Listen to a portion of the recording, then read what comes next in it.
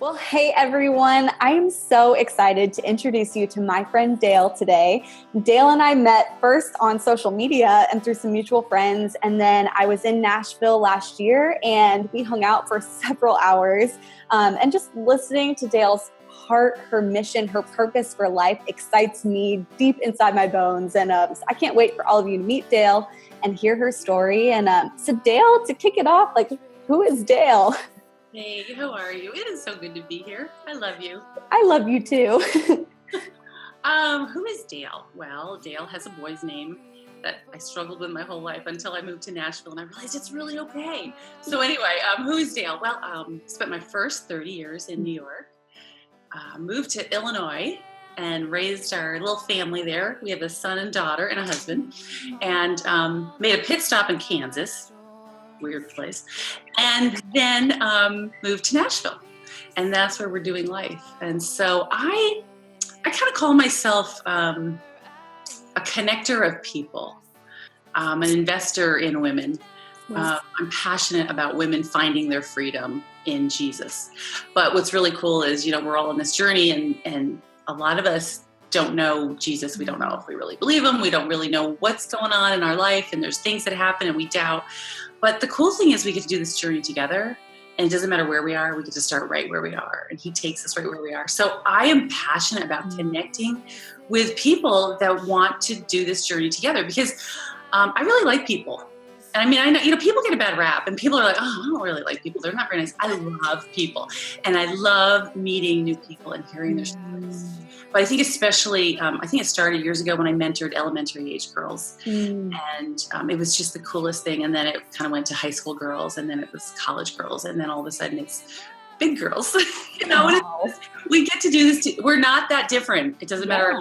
We share the same things, the same struggles. Yes, you're 100% right. 100% right about that. And so, you just said something interesting. You like to ask and hear people's stories. So I'm going to ask you that question. I would love for you to share your story with us today.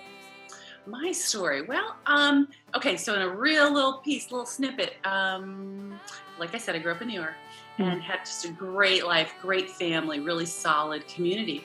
And I think everybody gets to a crossroads. There's going to be a crisis in your life. Some of us call it a crisis of faith, if we have faith.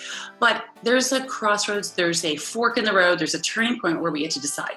For me, I was 28 years old, married to my high school sweetheart, the love of my life.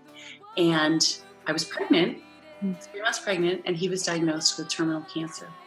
So that was 26 years ago. And if you asked me about that time, I could tell you so many details because it's like yesterday. Yeah. Those moments in our life mark us. They change us, never to be the same. Talk to someone who's gone through cancer. They are never the same. However, it doesn't mean it's bad. There's good change that comes through that. So for me, my husband was a believer. We hung strongly to our faith. It was a horrible time. I'd never want to go through it. I would never wish it on anyone, but it was a turning point for me. So at 28, I became a widow with a 3-month-old baby. Wow. So you can look at that and go, that's devastation. That's horror. Well, yeah, it was pretty awful. Yeah. But what happened through that time? How did God bring me through the fire? And change me and give me a purpose. And it was then that I think I probably sat on the fence for the first 28 years of my life because I could. Because if we are comfortable, in the comfort, we don't grow. We just don't. Unfortunately, it's so sad, but we don't. It's through the trials in our life that we have to decide. And so I really chose at that moment, I'm like, well, I think this life is going to be about him because my plans clearly did not work out. They kind of fell off the way. So now what do I get to do? What do I get to do with the rest of my life? So at 28, I said, that's it. You're my goal. You are my goal. You will always be what I'm running towards. Have I made tons of mistakes since then? Yes. But that's okay. God is the Redeemer. He says, that's okay, my daughter. You just move those feet of clay. You just take 2 steps forward. I will hold you up. I will get you there. So fast forward 2 years later, I meet this wonderful man through a blind date, which I have never done before. I love it. And I meet this guy, 34, he'd never been married. And I was like, oh, he's so nice, but not my type. What's my type? I don't know. But he'd be so fun. We'd go to the movies. We could have dinner. He had different ideas. And so he pursued me, which I will say this, that word pursued. If I had one word to say to men today, pursue the women. Yes. Yes. Pursue, okay? With intentionality. He pursued me. And I would say it is such a God thing. We had a son, we got married a year later, we had a son a year after that. And we've been married now for 23 years. And I will say it just gets better and better and better. So God redeemed me through that terrible pain that I never thought I could go through, never thought I'd survive, and brought this man that I love more every day. So wow. Who gets the win? Who gets the glory, right? God. Absolutely. But do we get the blessing? Oh my gosh, tenfold. Incredible. Like, I thank you for sharing your story and for how you are using your story to encourage so many people.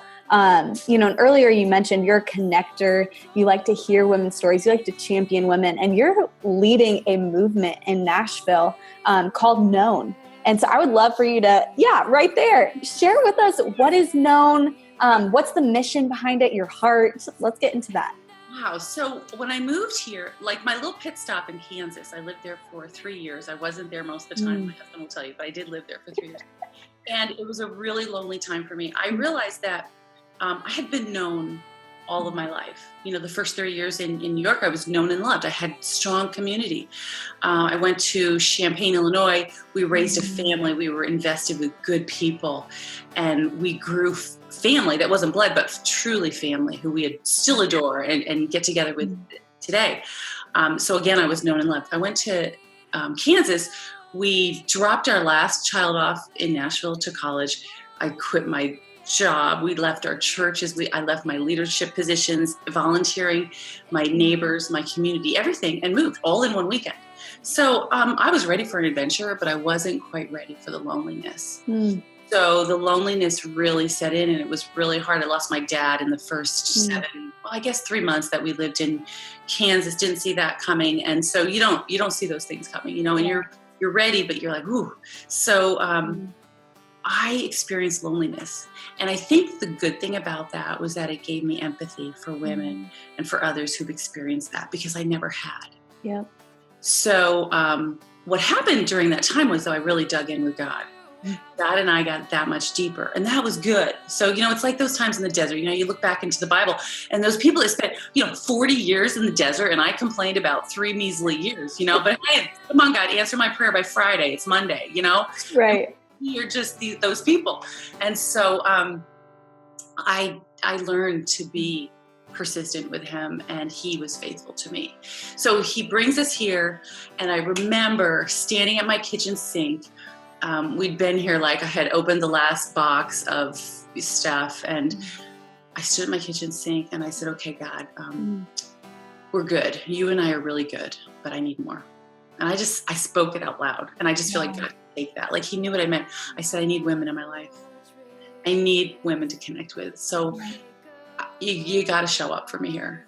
And I knew he would, so, but I didn't know what it would look like. I had no idea. So my daughter and I, Allie, we started volunteering at the church that we were attending. And it was just like the floodgates kind of started to open. Like literally the day I prayed that, the next day something happened. Like this woman, he connected me to this woman, and she's incredible. And so it just kind of went from there. And so before you know it, I'm like having coffees and lunches with these women that are amazing. Again, from age 24 to, in their 40s. And I love it. And so you can only have so many coffees and lunches before you either go broke or get fat. And so I thought, okay, what do we do? What do I do? And so a couple of these gals, one is actually studying to be a teacher, the other's in nursing school. And I was like, ladies, what are we going to do here? And they looked at me and they said, well, Dale, just do something. Just like have a group. Just like, open your house. I'm like, okay, I'm going to just open my house. So we started last April. And we invited people. And the first night, we decided to meet once a month. We didn't know what it would look like. And we had 36 women that showed up. Wow. Yeah, so that was April. By May, I think we were like at maybe 40-something. But the cool thing was, in April and May, a lot of the women that came said, we don't like women. Women are mean. We don't like women's ministry. Is this a sorority? I don't want to be here. And yet they're here. And I'm like, I'm with you, girl. I'm with you. I don't like any of those things either. I don't like women's ministry. I started a women's ministry years ago. I don't like it. But I don't think I liked what we thought it was, what it equaled. Right. And I said, yes, women can be mean, but I am all about not being that. This is to be known and loved. So those words started coming and I started thinking about it. And so the floodgates opened with these women. The tears came, the words got louder, the words got deeper, and it was, I didn't want to be here, but I'm here, and I'm so glad I'm here. How do you describe that? It was this organic moment that God has just created. And I just thank him every day for that. So fast forward, we end up, it's August, and we have 84 women in my house. Wow. So one night, in your home. Wow. We had my son, who's 22. I said, Dan, you have to help me. We moved the furniture out of the living room. I love it. Folding chairs. I had people all over the place, but it was so great. It was like, this is great. If I could do it forever here, I would.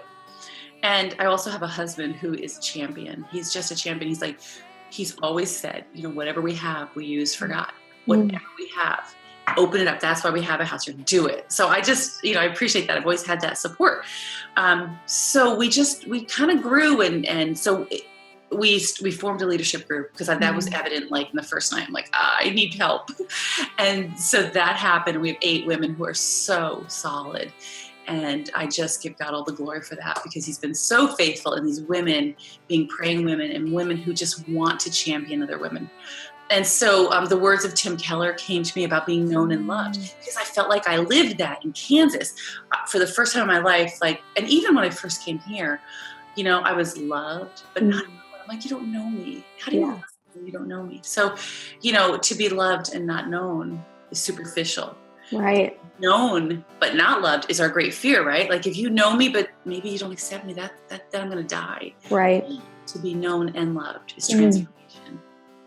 And so we said, well, what's our name? Well, our name is Known. It's so funny how things happen. But then when we tried to do Known was taken. So we're like, well, we're Known Nashville. We're like, hey, that's awesome. I love it. That is the, that's how we brand things. We just fly by our pants.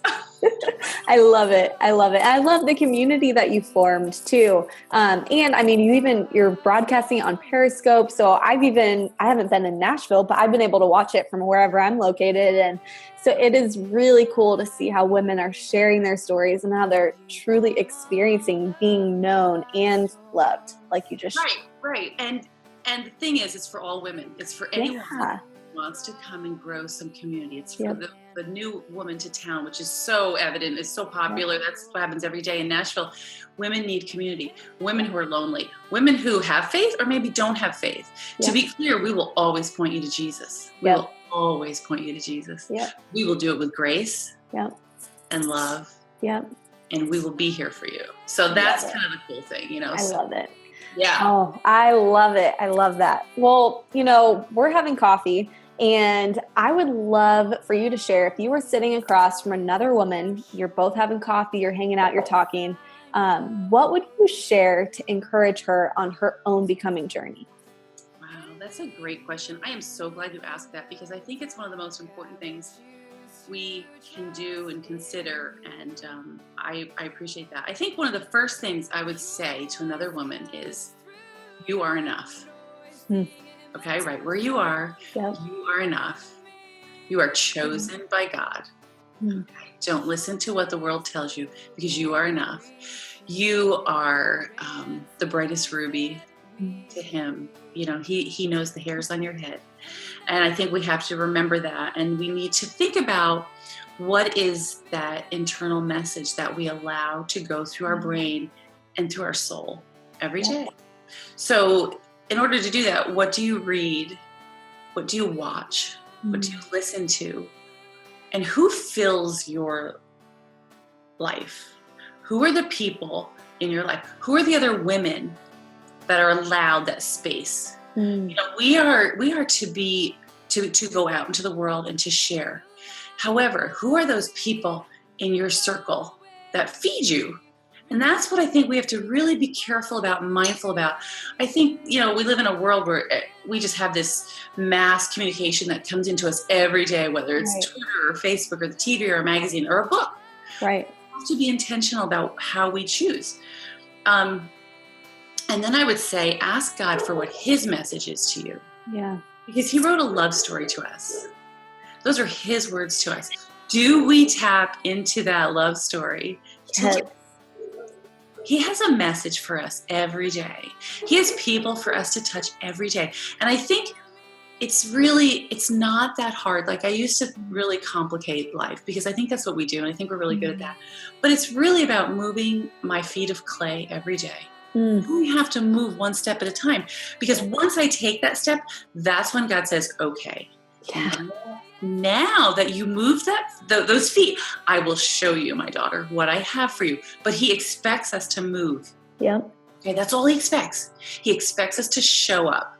Yep. So once we show up, he opens the gates, right? Like, when I showed up at my sink and I said, okay, we're good, but I need more.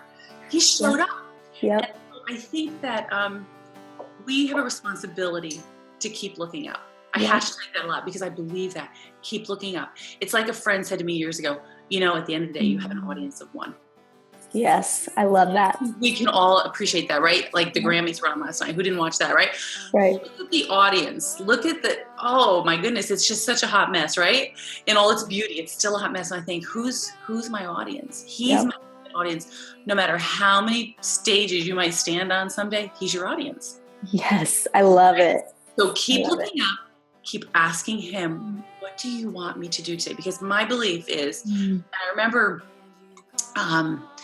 reading something years ago in a Bible study, and it was about, I always had this idea that I just needed to go do my work for God. Like, I'm going to get up every morning and I'm going to go over here and I'm going to do that. And I was like, oh, no, that's not how it works. God is already working all around us. Yep. He asks us to follow him. Yep. It's kind of a no-brainer, but I missed that for a long time. He's got work to do. I need to follow him. So again, women, you are enough. You are worthy of the most beautiful rubies and gold. You are more valuable to the God of heaven, who created all heaven and earth. He would have sent his son just for you. And I think we have to remember how much he loves us. And so we have to tap into his word so that we know that personal, like, do I love Jesus? One of the books that I read through every year, where is it? One of my favorite little books, In the Name of Jesus, okay? Yes. One of the smartest men, one of the smartest priests who loved Jesus so much. And he said, when it comes down to it, do I love Jesus? Do I want to love him so I can love him, so I can really be used as his vessel? So I think the only other thing I would say to women is, because I love women and I just want them so deeply to live in the freedom that God has. Yep.